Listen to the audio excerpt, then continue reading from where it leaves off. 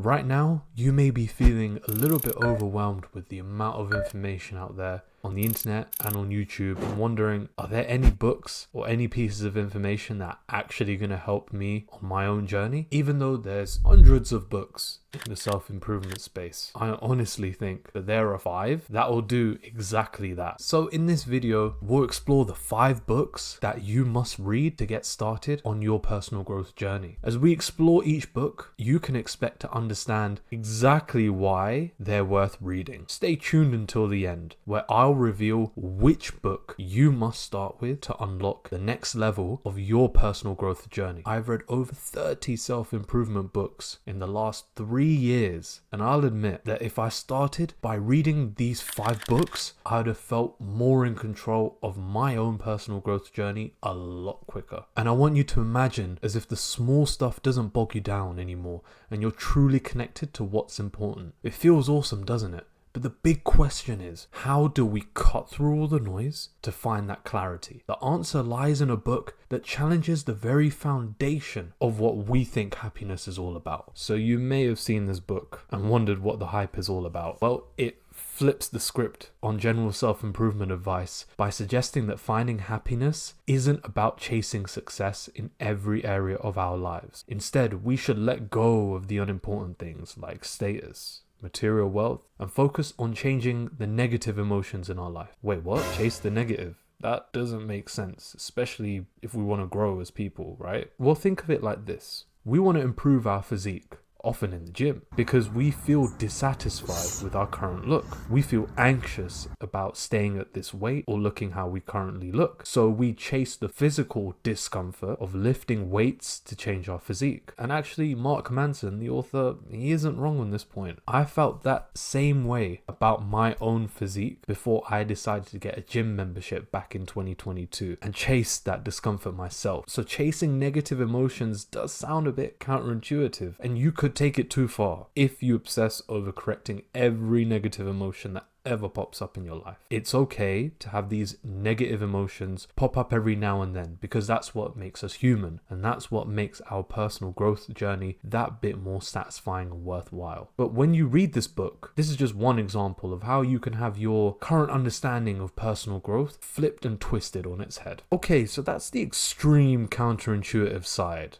The one that doesn't make sense, but probably will when you start reading the book. What if I told you the next book helps you level up your daily life one habit at a time? Atomic Habits, the most popular self-improvement book in the last 10 years, has changed my understanding of how important habits are in your personal journey. It's about forming tiny habits that build up over time, just like saving money in a bank account. By doing small positive actions every day, we can make big improvements and reach our goals and ambitions. It sounds silly, right? But when I first saw the graph on getting 1% better each day, it blew my mind, but it took me 3 years to truly appreciate its power. We obsess over perfection instead of embracing tiny improvements that build up over time. It's the hard work every day behind the scenes that leads to overnight successes, whether it's getting the grade that you want or whether it's having a successful YouTube channel one day. Just by adopting this 1% better each day mindset, it's helped me really appreciate how we should just get started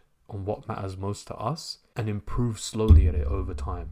You're not going to be good at public speaking on your first day of trying it. You're not going to be good at building an app or creating a website on the first day that you do it. It takes you time, and that's why you have to learn and get a little bit better each day, where over time, over a year, 6 months, you can see that ballooned growth. You can see that massive growth. Other key concepts that you'll learn in this book are why you need systems to reach the goals you set, and the power of identity in becoming who we want to be, because we can't just simply say it, we have to live it. Now let's dive into a book that may technically not be a self-improvement, personal growth one, but has so many gems that it's too good to ignore it from this list. And that is The Almanac of Naval Ravikant. Now, this book changed the way I thought about my own future and definition of success. Even though Naval made a mad return on his angel investments into the likes of Uber before they became big, his definition of happiness is a bit different than what you may think for a rich person. It's not in the wealth, and it's not in the status and the fame. It's in himself. Again,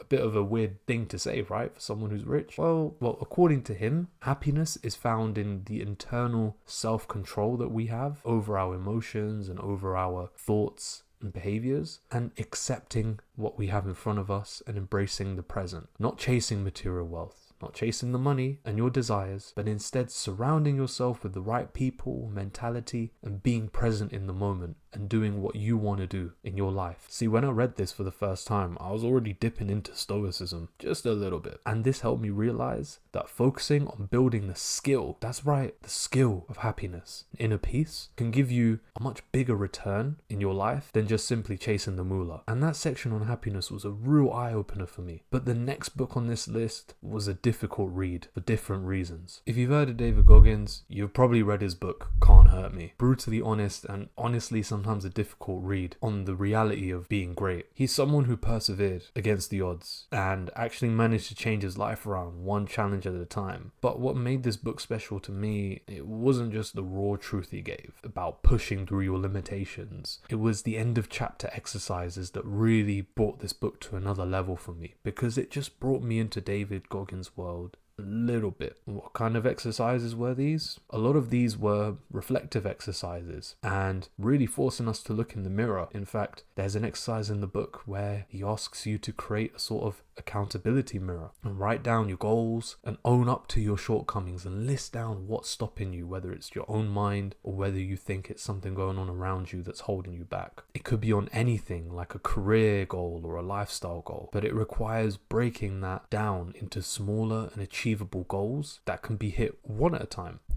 Yes, this is not new advice.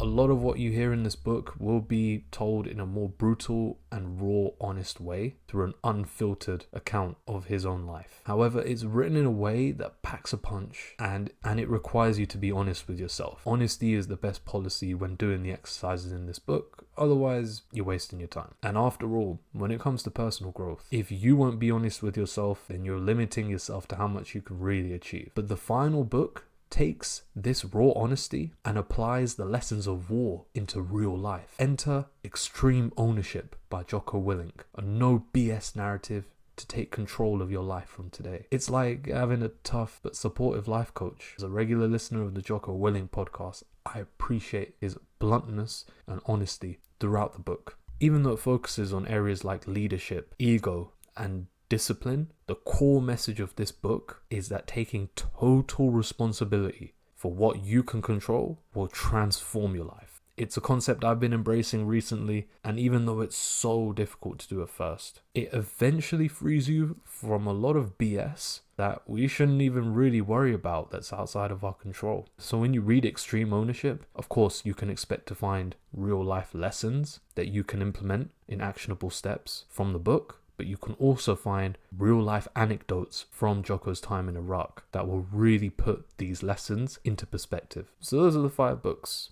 But I told you at the start I'd give you my personal recommendation on the best book to start your journey. And that choice, it has to be Extreme Ownership. You need to start with reading this book first, because at the root of personal growth is taking responsibility for what's in your control and being accountable. It is extremely difficult at first. Let me not sugarcoat it. It's taken me a long time to get used to this concept, especially because probably less than 2 years ago, I was blaming everything under the sun for why I wasn't where I wanted to be. You'll get actionable steps and nuggets of wisdom from Jocko himself to understand how it will improve your life. And from there, you'll have such a good foundation to build on for your own personal growth journey. Now that you know best 5 books to start your personal growth journey the right way, you might be wondering how to start building the right mindset to overcome the challenges of personal growth. Well, click on this video right here to discover how I've been able to do just that and start building the right mindset for my self-improvement journey. I'll see you over there. And remember, every step,